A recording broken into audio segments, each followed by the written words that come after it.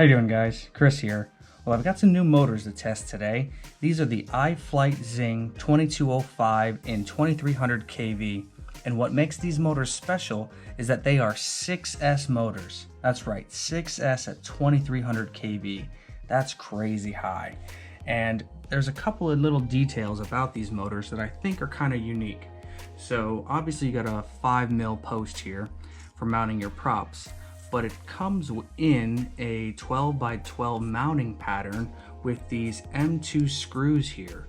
And that's a little different. I didn't expect that. My tried and true Diatone Mamba 2204 motors, they also have the 5mm post, but they come with the 16x16 and M3 mounting screws.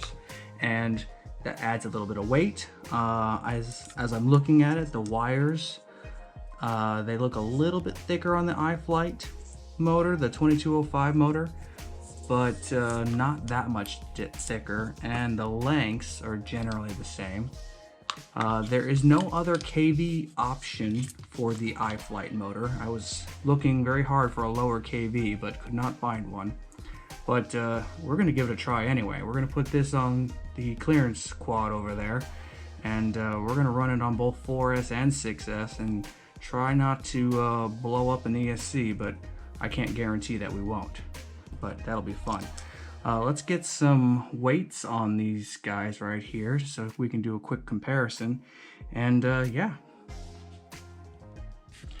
All right, we're back, we're all set up, and let's get a weight on these motors. I'll do a quick comparison of the two. You can see what 1mm in stator height really does.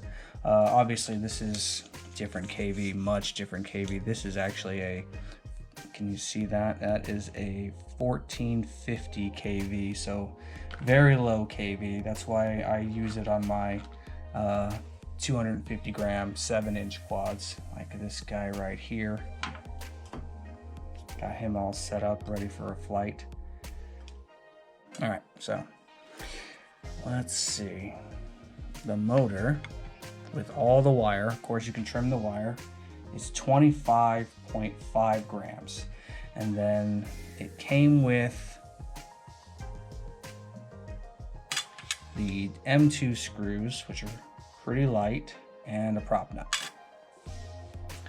So we're looking at 26.5 if you go with a minimum of 2 screws and a prop nut. Now if you take out this prop nut and you put in an aluminum prop nut, I just saved 0.2 grams. So you can even still save a little bit. You see how it doesn't have that lip on here? It's just a little bit lighter. So if you're trying to stay under a certain amount of weight, there you go. Pretty much why you're looking at these motors anyway, because you're weight conscious. All right, compare that to my 2204 motor.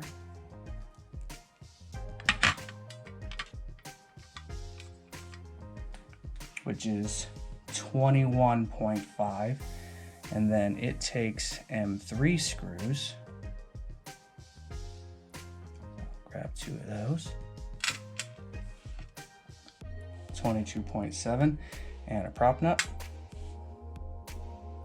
22.9, but you can save weight if you go with these aluminum screws, which if you're racing, I definitely don't recommend. But if you're just cruising around, having a good time, you should be fine. I do have 2. There you go. And the prop nut. So there you go, 22.2. So that's why these are my favorite motors. All right, so let's take a better look at this motor. So if you flip it over, obviously we just talked about the 12x12 M2 mounting, but look at that air gap. That is super tight. And it's not notchy at all. I mean, there's a little bit of motor pull, but I mean, it is just nice. If you can hear the whiz in there.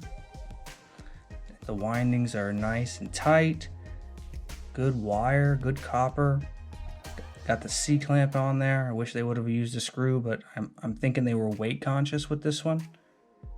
And you don't have to worry about bad spokes or weak points on the top of that motor. That's pretty good. Got a grip in there for the prop. Overall, I kind of like this. Hollow shaft. So it's not a XING 2 motor, it's just a XING. So even though this is a new motor, it's not falling in that family of XING 2 motors. So just keep that in mind if you're looking for something in that new generation of XING 2. Alright, so I got one of the motors in and I wanted to show you real quick. Obviously I'm flying it on clearance quad here, and yeah, I'm not going to trim the wires in case I want to figure out another quad to put it on, like maybe I don't know, maybe I'll even test them on like a 7-inch or something like I've been doing. But for now, I'm going to fly them on the clearance quad 5-inch using the lemon lime ethics props. And I just wanted to show you the screws here. So they're not cap head, they're rounded screws, and as I was screwing this one in, I don't want to say I stripped it, but I definitely rotated my wrench within the screw one time and then backed off. So it's tight enough, obviously, but that's the one thing about these M2 screws. You got to be extra careful. If you over tighten them, you're going to strip that thing out. So just keep that in mind. Looks pretty good. I'm kind of digging it. If clearance quad wasn't my test quad, I might leave them on there, but nope. I'm going to have other motors to test. So, all right. So for the life of me, I could not get this motor on to the clearance quad here, and I had to take it back off to figure out what was going on. This is brand new, never been flown before, and it's got a rock or some kind of packaging material stuck here right in this screw hole, and I'll kind of wedge it out to see exactly what it was. I don't want it to break apart, but I could not get this motor on, and now we know why. It's like a rock. How on earth a rock got in there? I'll never know. There it goes. What is that? Is it really a rock? How did a rock get in there? There it is. You see? I don't know if that helped, but whatevs. All right, it's out. Let's keep going. All right, we're all soldered up, and we're going to be running the Ethics lemon line props again. I think they're a 5-inch by 3.7-inch pitch. I'll double check that, put it up there in the screen. But yeah, everything's on there. If you're super impressed by this solder job and then the wrapping of the wires with the duct tape, thanks, because I put in maximum effort for you guys. No, I just don't want to waste the wires by trimming them for this quad, and then I'll end up using them or not using them, who knows, but I'll end up using them on like a bigger quad or a smaller quad or a Cinewhoop. I feel like these are good Cinewhoop motors. I believe that's what they were designed for.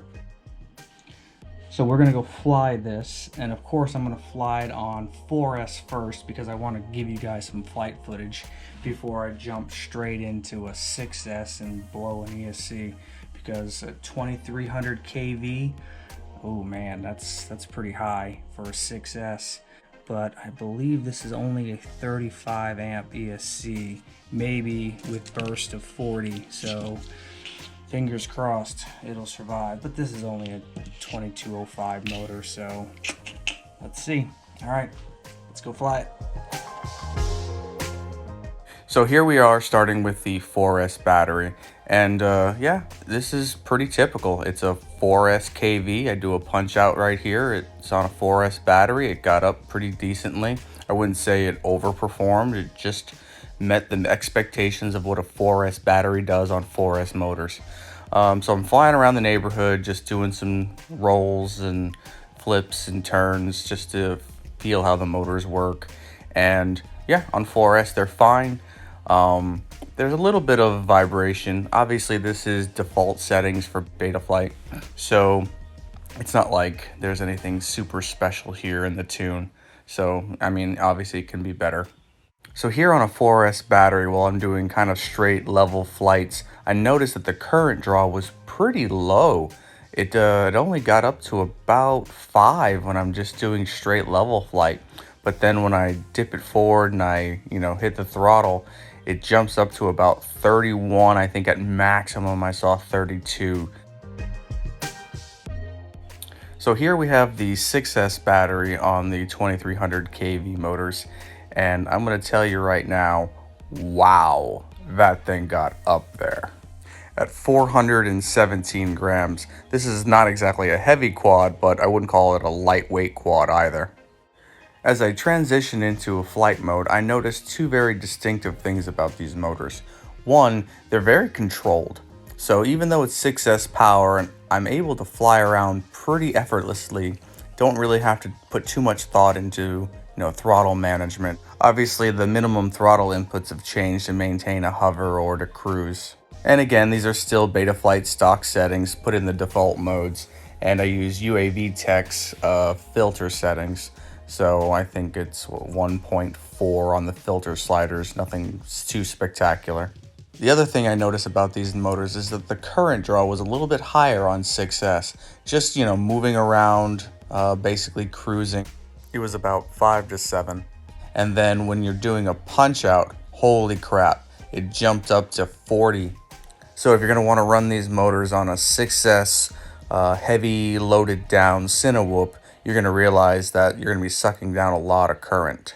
But if you're going to want to run these motors on a small lightweight racing quad on 6S, this thing is something special. I would definitely get a 40 amp rated, maybe even 45, just so that you have peace of mind that you're not going to blow an ESC when you're rocketing in the air during a full throttle punch out. So what do I think about this motor? I think for a Unibel high quality motor that weighs only 25 grams, this should be a consideration for anybody. Alright, thanks for watching, and don't forget to like and subscribe.